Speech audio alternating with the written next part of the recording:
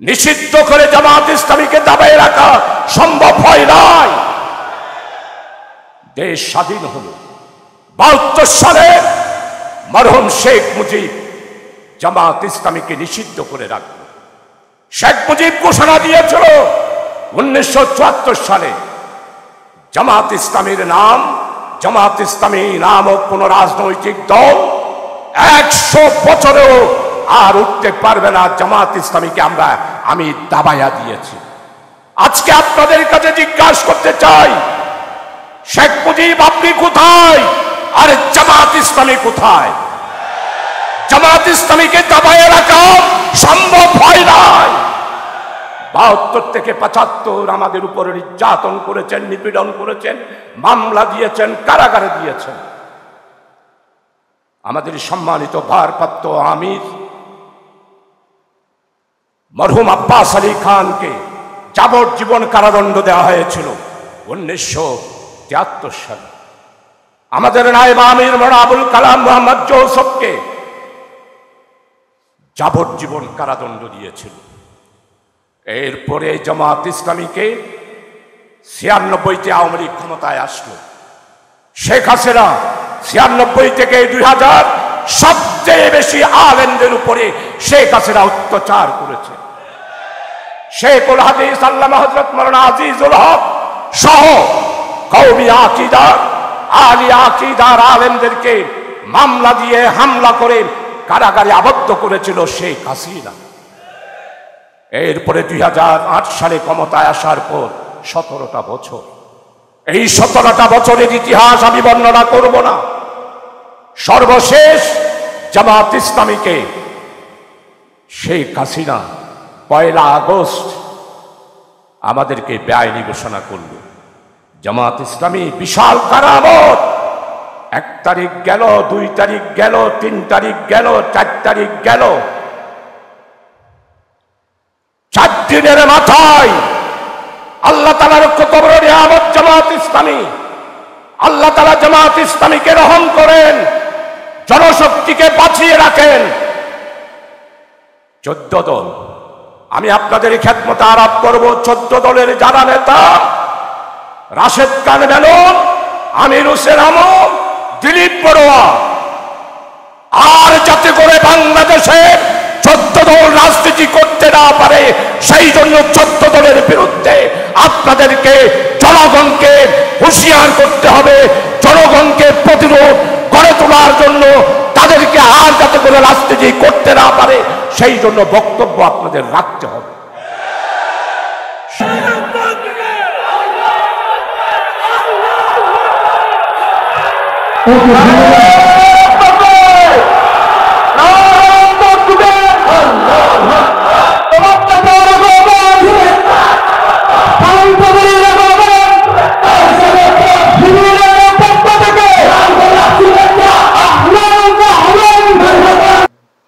চট্টগ্রাম মহানগরী ওলামা বিভাগ কর্তৃক আয়োজিত শানদার আজিমুশান হযরত উলামায়ে কেরামদের এই সম্মেলনের সম্মানিত সভাপতি হযরতুল আল্লাহ মাওলানা মুমতাজুর রহমান সাহেব,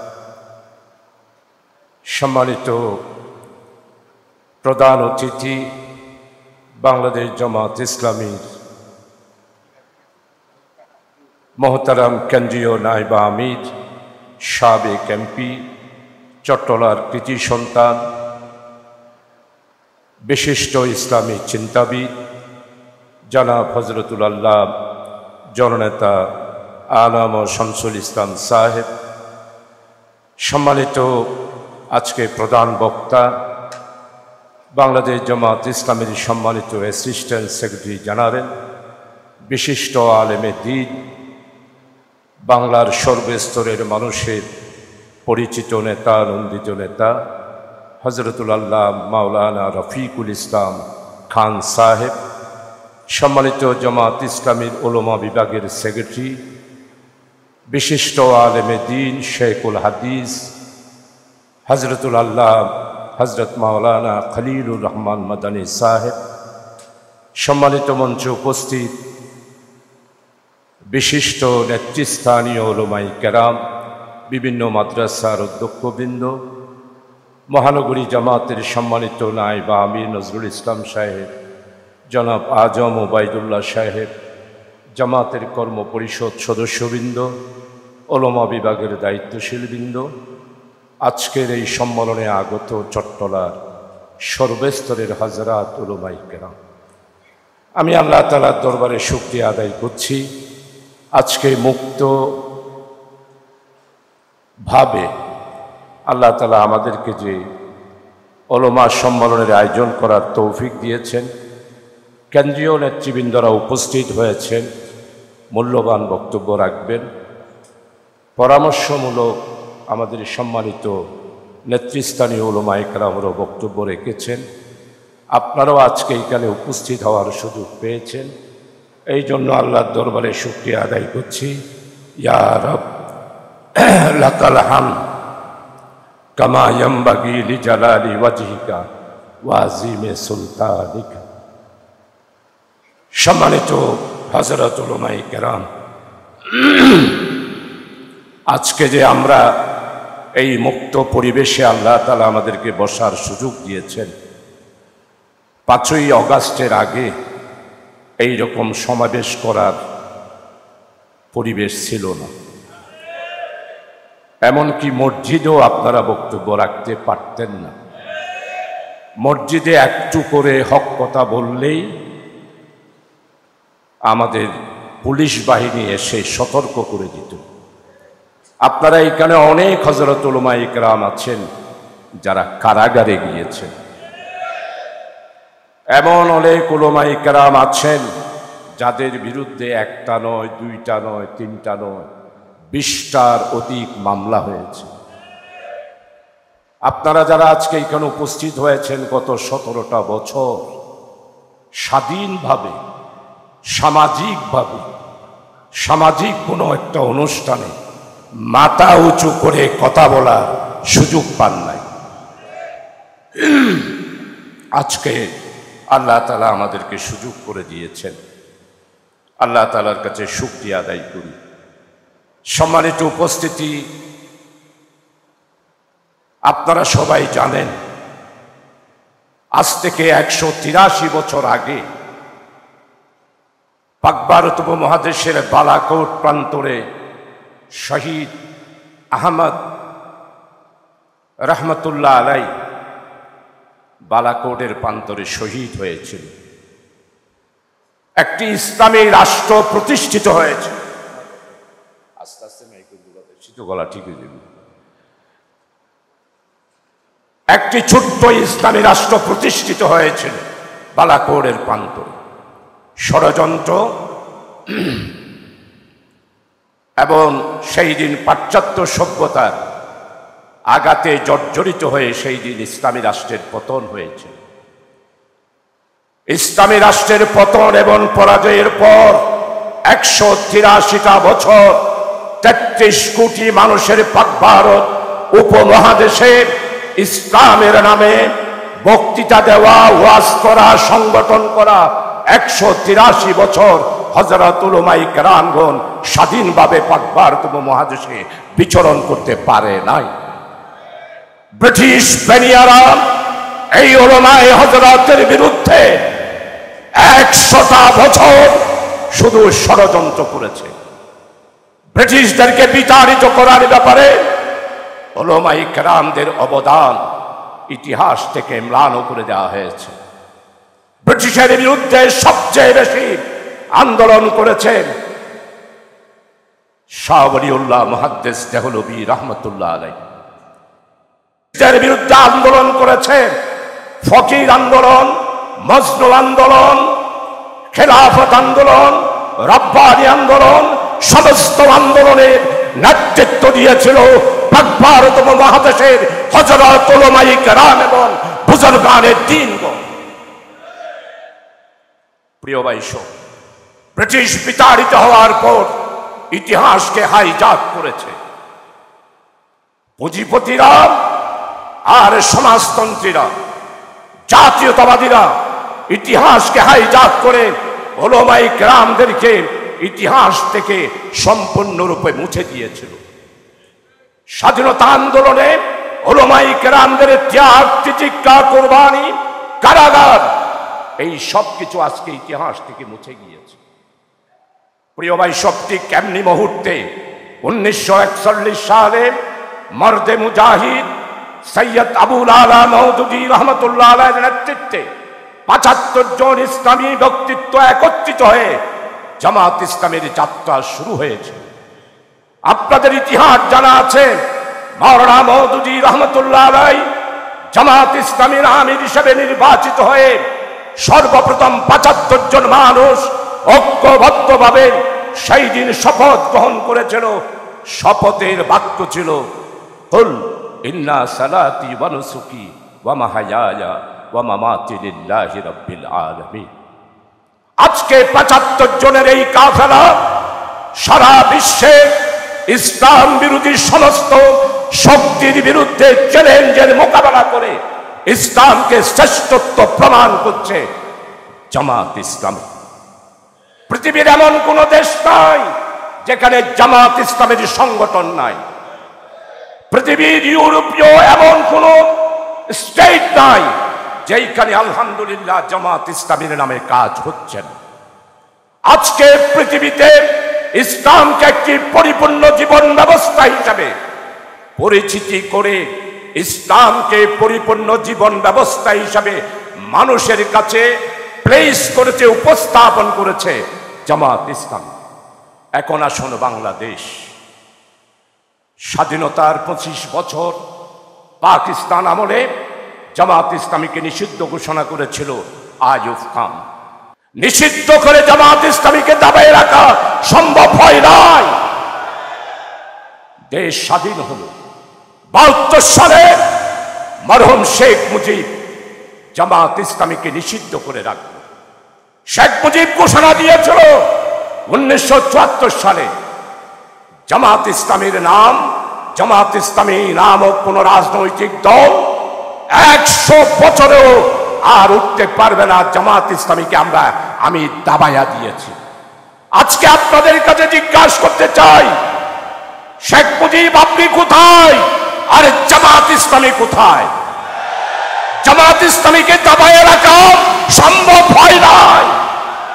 ৭২ থেকে ৭৫ আমাদের উপরে নির্যাতন করেছেন, নিপীড়ন করেছেন, মামলা দিয়েছেন, কারাগারে দিয়েছেন। আমাদের সম্মানিত ভারপ্রাপ্ত আমির মরহুম আব্বাস আলী খানকে যাবজ্জীবন কারাদণ্ড দেওয়া হয়েছিল 1973 সালে। আমাদের নায়েব আমির মওলানা আবুল কালাম মোহাম্মদ জৌসফকে যাবজ্জীবন কারাদণ্ড দিয়েছিল। এরপরে জামাত ইসলামীকে 96তে আওয়ামী লীগ ক্ষমতায় আসলো। শেখ হাসিনা 96 থেকে 2000 সবচেয়ে বেশি আলেমদের উপরে শেখ হাসিনা অত্যাচার করেছে। শেখুল হাদিস আল্লামা হযরত মাওলানা আজিজুল হক সহ কওমি আকীদার, আলী আকীদার আলেমদেরকে মামলা দিয়ে হামলা করে কারাগারে আবদ্ধ করেছিল শেখ হাসিনা। এরপরে 2008 সালে ক্ষমতায় আসার পর 17টা বছর, এই 17টা বছরের ইতিহাস আমি বর্ণনা করব না। সর্বশেষ জামাত ইসলামীকে শেখ হাসিনা 1 আগস্ট আমাদেরকে বেআইনি ঘোষণা করল। জামাত ইসলামী বিশাল কারামত, 1 তারিখ গেল, 2 তারিখ গেল, 3 তারিখ গেল, 4 তারিখ গেল। 4 দিনের মাথায় আল্লাহ তাআলার কত বড় নিয়ামত জামাত ইসলামী। আল্লাহ তাআলা জামাত ইসলামীকে রহম করেন, জনশক্তিকে বাঁচিয়ে রাখেন। 14 দল, আমি আপনাদের খেদমতে আরোপ করব, 14 দলের যারা নেতা, রাশেদ খান মেনন, আমির হোসেন আমম, দিলীপ বড়ুয়া, আর যাতে করে বাংলাদেশে 14 দল রাজনীতি করতে না পারে সেই জন্য 14 দলের বিরুদ্ধে আপনাদেরকে, জনগণকে হুঁশিয়ার করতে হবে। জনগণকে প্রতিরোধ গড়ে তোলার জন্য তাদেরকে আর যাতে করে রাজনীতি করতে না পারে সেই জন্য বক্তব্য আপনাদের রাখতে হবে। শাহরিয়ার কবির 18টা বছর দাড়ির বিরুদ্ধে, টুপির বিরুদ্ধে শাহরিয়ার কবির গ্রেপ্তার হয়েছে। এইরকম মুনতাসির মামুন শাহরিয়ার কবির বাংলাদেশে যাতে করে আর কোনো রাজনীতি করতে না পারে, সেই জন্য জনতাকে আপনাদেরকে ঐক্যবদ্ধ করতে হবে। 4 দিনের মাথায় 18টা বছর আমরা সহ্য করলাম হামলা, মামলা, কারাগার, নির্যাতন, আয়নাগর, সর্বশেষ ফাঁসির কাস্তে। শেখ হাসিনা, আল্লামা দেলোয়ার হোসেন সাইদি সাহেব যদি বাংলাদেশ থেকে চলে যেতে চাইতেন, পৃথিবীর অনেক দেশ ছিল ওনাকে নাগরিকত্ব দেওয়ার। আল্লাহ হযরত কি বললেন? দেশ আমার, আমি এইখানেই থাকবো। মাওলানা মতিউর রহমান নিজামী কি বললেন? এই দেশ আমার, বাংলা আমার, সুজলা সুফলা শস্য শ্যামলা ধরে ধান্যে পুষ্প ভরার এই বাংলা, আমরা ইসলামী রাষ্ট্রের স্বপ্ন দেখছি, এই দেশ থেকে যাব না। আর শেখ হাসিনা 18 বছর সহ্য করলাম, আমাদেরকে বেআইনি ঘোষণা করলেন। আল্লাহ তাআলার ফয়সালা শেখ হাসিনা। আপনি না পার্লামেন্টে বলেছিলেন আমি শেখের বেটি, পালাতে জানি না। এখন আপনি কার বেটি? শেখ মুজিবের বেটি না ভারতের প্রধানমন্ত্রী নরেন্দ্র মোদীর বেটি? সেটা আজকে জনগণ বুঝে গিয়েছে। আমরা 18 বছর সহ্য করলাম, আপনি 10 মিনিটে সহ্য করতে পারলেন না। দেশ থেকে আপনাকে পলাতে হলো। শুধু আপনি না, আওয়ামী লীগের যারা আছে তারা।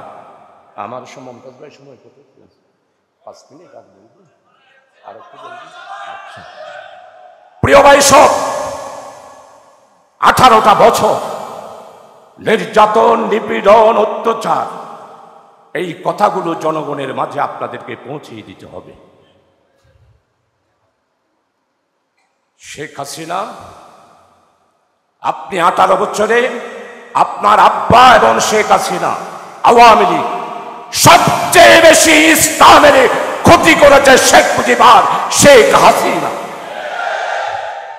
তাই বলতে চাই, তাদের পার্টি আওয়ামী লীগ, আমাদের প্রধান উপদেষ্টা বলে দিয়েছেন, ফ্যাসিস্টদের বিচার কার্য সমাধান না হওয়া পর্যন্ত ফ্যাসিস্টদের দল আওয়ামী লীগ বাংলাদেশের রাজপথে আর নামতে পারবে না। হ্যাঁ, আমাদের সাথে কথা হয়, আমি তো বেশি মাহফিল করি, কালকেও প্রায় 4টা পর্যন্ত মাহফিল করেছি, 4টা মাহফিল। লোকেরা অনেকেই বলে, ওদের এই সরকার কি ঠিকই বলে, এই সরকার তাই বলে, আবার কোনো আওয়ামী লীগ এনে মনে কুতকুতি হতে, আবার কোনো আওয়ামী লীগ এনে। প্রিয় ভাই সব, এই সরকার ক্ষমতার জন্য সরকার গঠন করে নাই। এই সরকার ইনশাআল্লাহ নির্দিষ্ট টাইমে যৌক্তিক সময় আর একটি নির্বাচন দিয়ে চলে যাবে। তাই আপনারা মনে করেন না এই সরকার খুব দুর্বল। এই সরকার দুর্বল হলে শেখ হাসিনাকে পালাতে হতো না। শেখ হাসিনাকে একজনের টেলিফোনে বলতেছে, আফা আফারে, এই দেশের মানুষ আপনার জন্য কাঁদতেছে, আপনি নাই, বাংলাদেশ আন্ধার অন্ধকার হয়ে গেছে। ওই দিক থেকে আফা ফুলে গেছে, বোধহয় বাংলার মানুষ আবার আমাকে চায়। তুমি চিন্তা করো না, আমি একদম কাছাকাছি আছি বর্ডারে, চট করে একদিন ঢুকে পড়ব। শেখ হাসিনা, আপনি চট করে ঢুকবেন, আর এই দেশের জনগণ আঙ্গুল চুষবে না, ফট করে ধরে আপনাকে কট করে পদ্মা নদীতে ডুবায়া মারবে, আপনার দল সহ। খেলা পাইছেন? ডক্টর ইউনূস বিশ্ববরণ্য স্কলার, জাতিসংঘে বক্তব্য রেখেছেন প্যালেস্টাইনের পক্ষে, জাতিসংঘে বক্তব্য রেখেছেন আরকানের মুসলমানদের পক্ষে। কই আপনারা তো প্রধানমন্ত্রী ছিলেন, কই প্যালেস্টাইনের পক্ষে তো বক্তব্য রাখতে পারেন। IUB media.